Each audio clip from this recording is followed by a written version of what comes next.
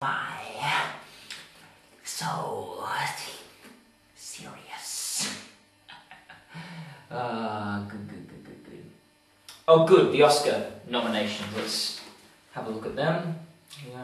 What? The Dark Knight's not nominated. Oh, is there any point even doing this? No one's going to care about the Oscars this year. No one's going to even watch them. No. The show must go on. Okay, the show must go on. G'day guys, welcome to a very special Noble Truth, where I preview the Oscars for the film year of 2008. What if I told you that I was getting younger? I didn't want to take any questions on Watergate. And I'm here to recruit you.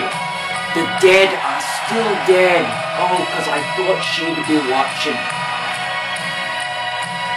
And the Academy Award goes to... G'day and welcome to my Oscar preview, Wall-E. Now that was a film that many thought might possibly be able to break through into Best Picture. But come on, it's an animated, sci-fi, fantasy, adventure, romantic comedy. Like, come on, there's a better chance of a half African-American, half Latino lesbian landing the Republican nomination for the governor of Texas.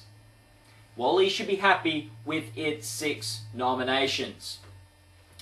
Doubt also was unsuccessful in picking up a Best Picture nomination. There is one thing we can all agree on, whether it be Rolling Stone saying, "There's no doubt about this mindbender," or Cinema Signals saying, "Without doubt, this is an award-seeking missile," or Entertainment Weekly's assertion that, "Without a doubt, this movie stars a primo gets."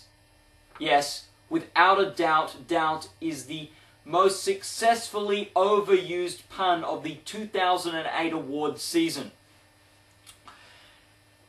Speaking of puns, The Dark Knight, because, you know, it can be a late Dark Knight or a, you know, the Dark Knight that fights crime on a dark. Failed to pick up a much-expected nomination for Best Picture and Best Director. This $500 million grossing, critically acclaimed snub is getting people to ask the question, why? Well, that's easy. It's a silly comic book superhero movie that serves no place running in the Oscars. Come on. It's got one of the main villains of the movie is a guy who flips a coin to determine whether his victim should die or be spared. Hardly Best Picture material. Some people think it was because it was a sequel. But we saw Lord of the Rings able to win for its 3rd film a few years ago, and this year the Forrest Gump sequel was able to get nominated. That brings us to the curious case of Benjamin Button, picking up an impressive 13 nominations. Yes, 1 for each hour of the film.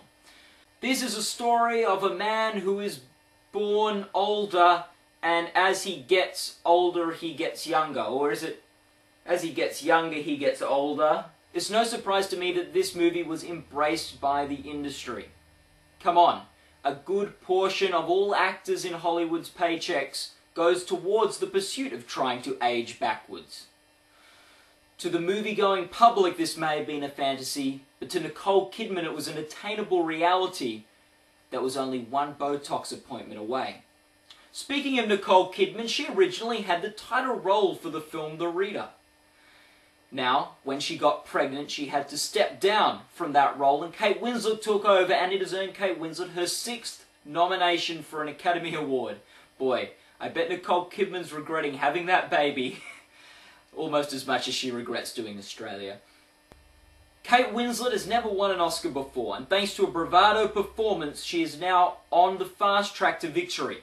Although, there are the cynics. I've noticed that if you do a film about the Holocaust, guaranteed an Oscar. Now I applaud this film for its guts. Its guts to focus on the rewarding nature that the art of reading can bring to a life, while at the same time making this German-set film in English and not German, so I didn't have to bother reading subtitles while I was there.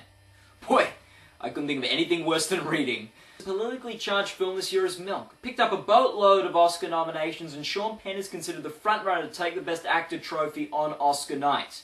However, I wouldn't take that one to the bank. The sad truth is there is a prejudice in the Academy that they would rather not be spoken about. It cost a film from winning Best Picture not too long ago. I'm of the opinion that there is a large proportion of lactose intolerant members of the Academy. It cost There Will Be Blood Best Picture last year. Come on, Academy, shed that shell of intolerance for lactose, but promote acceptance and love for all, regardless of the drink. Now, the Republican Party also has a beef with this film. They have a beef with this film because of a particular group that Harvey Milk, the title character, belongs to. He worked as a community organizer. What? I guess a small-town mayor is sort of like a community organizer, except that you have actual responsibility. Speaking of Republican politics, Frost Nixon's been nominated for quite a few big awards. Best Picture, Best Director, Best Lead Actor, Best Screenplay. They've done very well. But, to be honest, I can't understand why. This film's about an event that happened 30 years ago. About a president leaving office in disgrace, a majority of the public feeling like he was never held fully accountable for his gross misuse of power and distortion of the truth for while he was in office. I just can't see what audiences today would have to relate to that. Anyway, everyone wants to know what's going to win Best Picture. That's the big question on everyone's lips.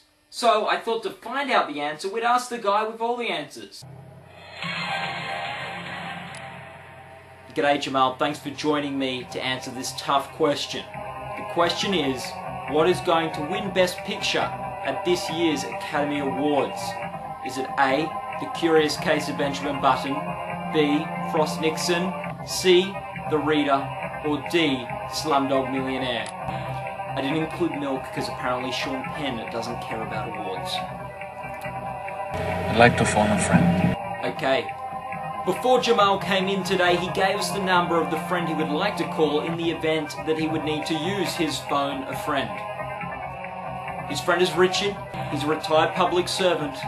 So, we'll call him right now and see if he can help you out, Jamal. Okay, we've got him. G'day Richard, we've got Jamal with us today. He's trying to answer what film will win Best Picture at this year's Academy Awards. He needs some help. I'm going to hand him over to you right now. We're going to make them choke on our continued success, our continued headlines, our continued awards and power and glory. We are going to make those mothers choke. I hate to be the first one to say this to Richard, but only one of you can win. So, it's time. Lock in your answer. I'll go for D.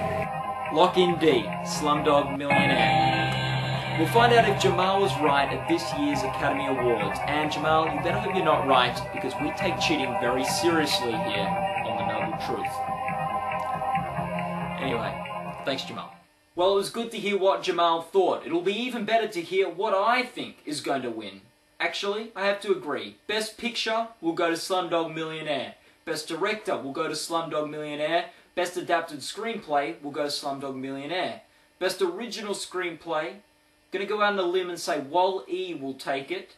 Best Lead Actor, I'm gonna go out on another limb. Say Sean Penn, Mickey Rourke, they split the vote and Frank Langella sneaks up and takes it from them. Lead Actress, I think Kate Winslet will win for The Reader. The Supporting Actress, I think will go to Viola Davis from Doubt. Doubt has to win an acting award. Best Supporting Actor, I'm going to be safe and go with Heath Ledger. So there you go, there are my predictions, and there's my preview of the Oscar season for 2008. You know, it was a very moving, very emotional, very dramatic preview to the awards, and I think there's only one fitting way to end it. An Indian Bollywood dance number.